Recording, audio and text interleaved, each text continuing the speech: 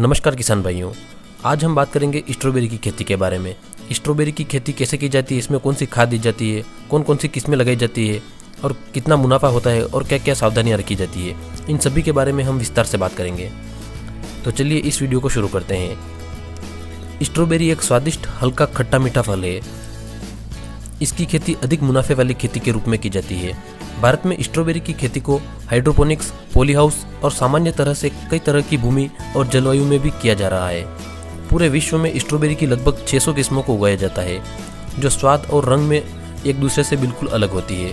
किंतु भारत में स्ट्रॉबेरी की कुछ ही किस्मों को उगाया जाता है, जो अलग अलग जलवायु और भूमि के हिसाब से अधिक पैदावार देती है। इसका फल अधिक नरम और अच्छी खुशबू वाला होता है, जो देखने में बिल्कुल दिल की तरह होता है।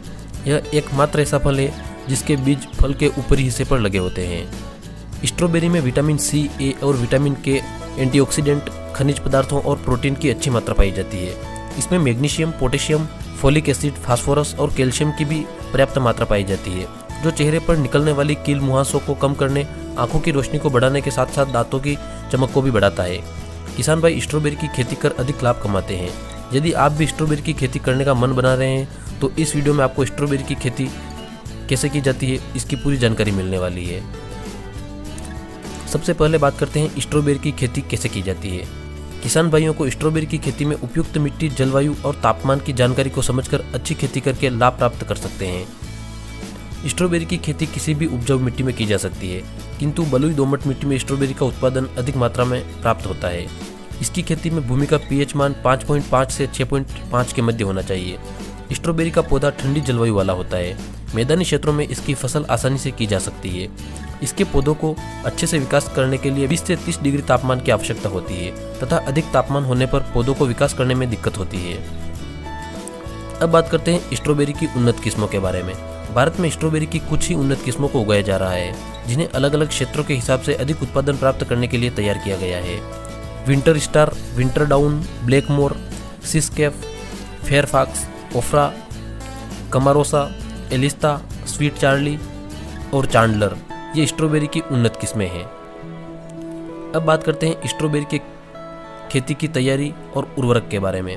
स्ट्रॉबेरी की खेती के लिए भुरभुरी मिट्टी की जरूरत होती है। इसके लिए खेत की गहरी जुताई कर दी जाती है। पहली जुताई के पश्चात खेत में 75 टन पुरानी सड़ी गोबर की खाद को प्रति एकड़ के हिसाब से खेत में देना होता है। इसके बाद खेत की अच्छी तरह से जुताई कर गोबर की खाद को मिट्टी में अच्छी तरह से मिला दिया जाता है। इसके बाद खेत में पानी लगा देते हैं। जब खेत का पानी सूख जाता है तो उसकी फिर से जुताई कर दी जाती है। इससे खेत की मिट्टी भुरभुरी हो जाती है। इसके बाद खेत में पाटा लगाकर खेत को समतल कर दिया जाता है। स्ट्रॉबेरी की खेती में जैविक खाद को आखिरी जुताई के समय देना होता है। इसके बाद बीजों की रोपाई खेत में कर दी जाती है और सिंचाई के माध्यम से घुलनशील उर्वरक ही देना होता है। अब बात करते हैं स्ट्रॉबेरी की पौध रोपाई के लिए बेड की तैयारी के बारे में। स्ट्रॉबेरी के पौधों की रोपाई के लिए खेत में बेड की तैयारी की जाती है। इसके लिए खेत में 1.5 फीट की दूरी रखते हुए 2 फुट चौड़े बेड तैयार कर दिए जाते हैं। इसके पश्चात ड्रिप इरिगेशन की पाइपलाइन को बिछा दिया जाता है और पौधों को लगाने के लिए 20 से 30 सेंटीमीटर की दूरी पर पाइप में छेदों को बना लिया जाता है। इसके बाद पौधों की रोपाई कर दी जाती है।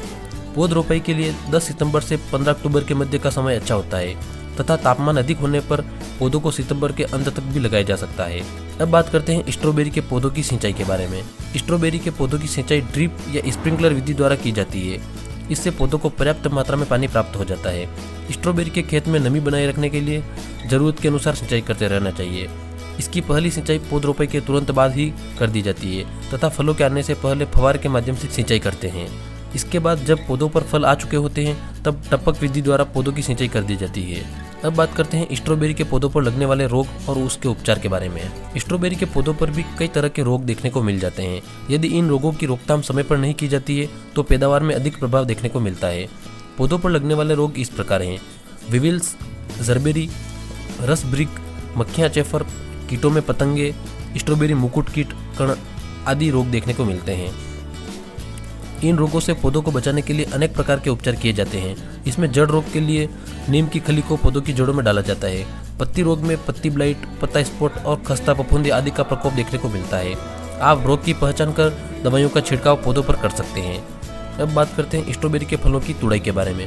स्ट्रॉबेरी के पौधों पर लगे फल का रंग जब 70% तक आकर्षक दिखाई देने लगे उन दौरान फलों की तुड़ाई कर ली जाती है। इसके फलों की तुड़ाई अलग अलग दिनों में की जाती है। फलों की तुड़ाई के समय उन्हें कुछ दूरी पर डंडी के साथ तोड़ना होता है ताकि फलों में हाथ न लगे। इसके बाद फलों की पैकिंग प्लास्टिक की प्लेटों में करना काफ़ी अच्छा होता है। पैकिंग के पश्चात उन्हें हवादार जगह पर रखना होता है जहाँ का तापमान 5 डिग्री के आसपास होना चाहिए। अब बात करते हैं स्ट्रॉबेरी की पैदावार और लाभ के बारे में। स्ट्रॉबेरी की अलग अलग किस्मों से भिन्न भिन्न पैदावार प्राप्त होती है। सामान्य तौर पर इसके एक पौधे से 800 से 900 ग्राम तक फल प्राप्त हो जाते हैं, जिससे किसान भाई को 1 एकड़ से लगभग 80 से 100 क्विंटल तक उत्पादन प्राप्त हो जाता है। स्ट्रॉबेरी का बाजारी भाव लगभग 300 से 600 रुपये प्रति किलो तक होता है, जिससे किसान भाई इसकी एक बार की फसल से काफ़ी अधिक मात्रा में लाभ कमा सकते हैं। उम्मीद है कि आपको स्ट्रॉबेरी की खेती के बारे में पूरी जानकारी इस वीडियो में मिल गई होगी और आपके जो भी सवाल है कृषि से जुड़े वो कमेंट करना ना भूलें। अगर आपको ये वीडियो पसंद आया है तो अपने किसान भाइयों के साथ भी इसको शेयर करें और वीडियो को लाइक करें और कृषि से जुड़े ऐसे ही वीडियोस हमेशा देखने के लिए अभी चैनल को सब्सक्राइब करें।